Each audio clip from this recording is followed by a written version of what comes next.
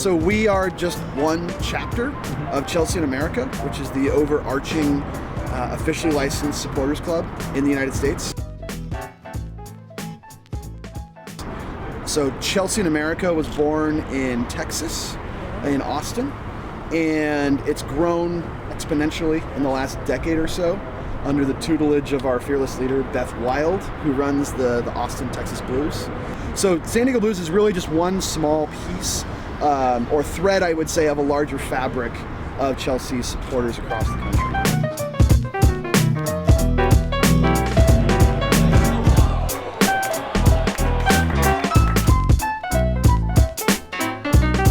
The reason I became a Chelsea fan is actually because my great-great-grandfather was one of the founding members of the club in London in 1905. He had a general store on King's Road, and going through some of my ancestry and research when I was in, I want to say, kindergarten,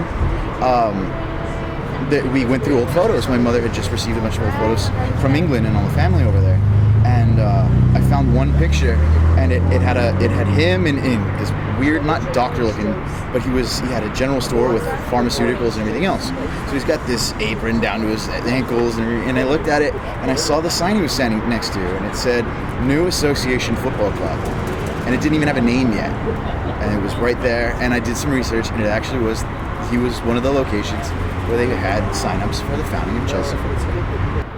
I grew up playing football and baseball and basketball and hockey, and I thought soccer was for pansies. And it wasn't until I spent down all my college savings traveling around the world, and Rupert Murdoch has English Premier League on television everywhere. So it was in a bar in Sydney. It was 2 a.m, and there was a game on, and it was sports, and so I was going to watch. And there were some really obnoxious Liverpool supporters who were getting really pissed up, and so I just started rooting against them. And it was a Chelsea match, and I sort of fell in love with the way Chelsea plays.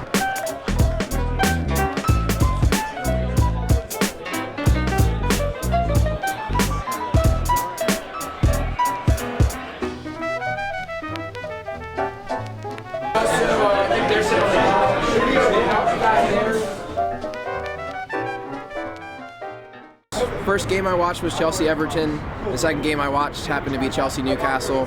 Tried to pick between those 3 teams, and Chelsea made the most sense. I enjoyed the way they played. They won, had some guys with cool names.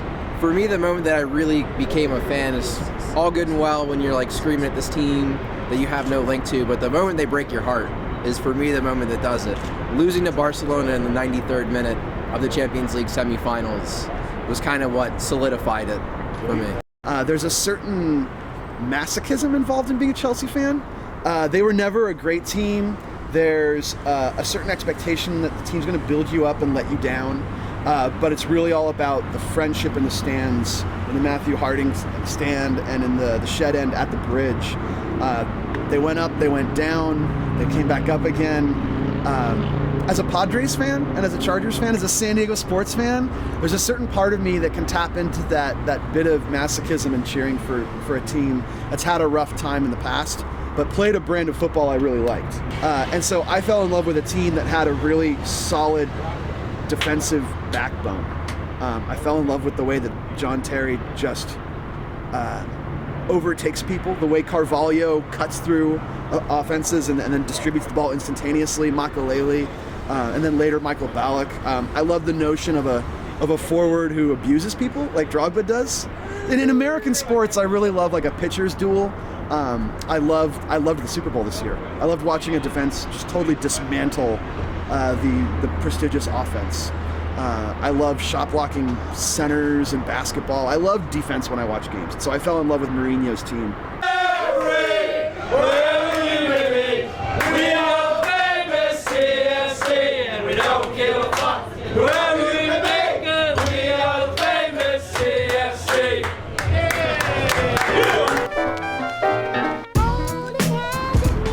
One of the things one needs to recognize about being a soccer fan in the States is that most people don't have someone to talk to about it throughout the week.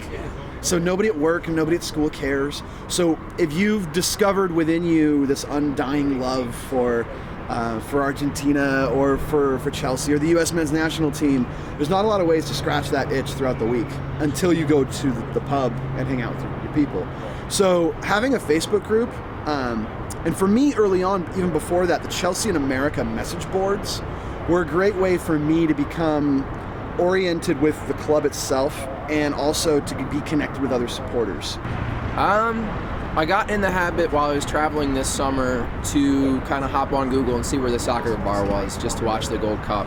So when I moved out here, I did the same thing and took me to Shakes, sat down in the front. Steve came in, he was like, "You're new. Let me get your email." And that was done. Yeah, it's a lot of fun, and it's kind of like a family.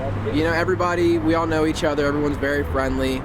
And I think especially when you come into the pub and you haven't been here before, it's nice to have like an atmosphere where everyone's talking to, and it's not like we're all sitting at our own tables. It makes it like a group and a social experience, which is fun. But in bouncing all around, I never really had a home until I was settled into Southern California, and there's a much bigger group of Chelsea fans located in Orange County. The pub's about 3 times the size, and there's probably about 5 to 6 times as many people for 4:30 kickoffs. It's an incredible group of fans, and they really helped foster my growth and my relationship with all of Southern California.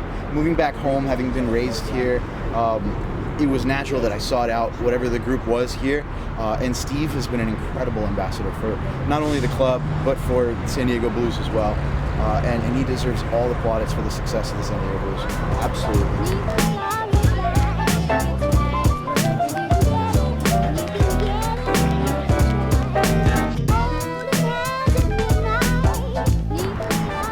That was terrible. Especially with people telling me about how bad losing in Moscow to Manchester United was, just to have the chance to get back at them, go get them again, having it taken right away from you at home in the 93rd minute. Oh, heartbreaking. Messi's never scored against us. And I loved the way that we beat them last year. And a lot of people call it ugly football, but we got out on the break. We get heroic defending, down a man. I said last year, 2 years ago, I should say. And it hurts in my soul to say it. Zeke mentioned the match, losing to Barcelona in the 94th minute. Tom Henning Overbo was the referee. 2 handballs in the box and 2 blatant shirt pulls in the box. Denies 4 obvious Chelsea penalties. They lose on a volley from Andres Iniesta just on the edge of the box in the 94th minute. Should have had 4 penalties. They lose on away goals. It's like, that's the one because the club did everything they needed to do, and yet they still got the shaft. And that was the worst one.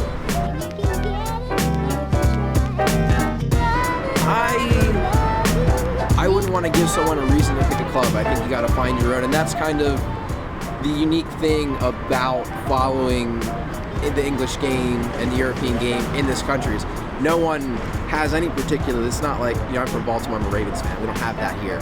So the reasons that you find to like a club are interesting, and people come up with some unique ones. I have a roommate who's an Aston Villa fan who just likes a song they have about Birmingham. So, you know, you come up with some interesting stories as to why people like clubs. I think people should, you know, take some time, do some research, find the club that fits you. That's the beauty of it is the game bonds you more than the club does. Because I can sit there and we'll have a couple pints and call him and tell him himself, but in the end we just go back to the house and have a good time, and you know, it's the love of the game that exceeds the love of your team.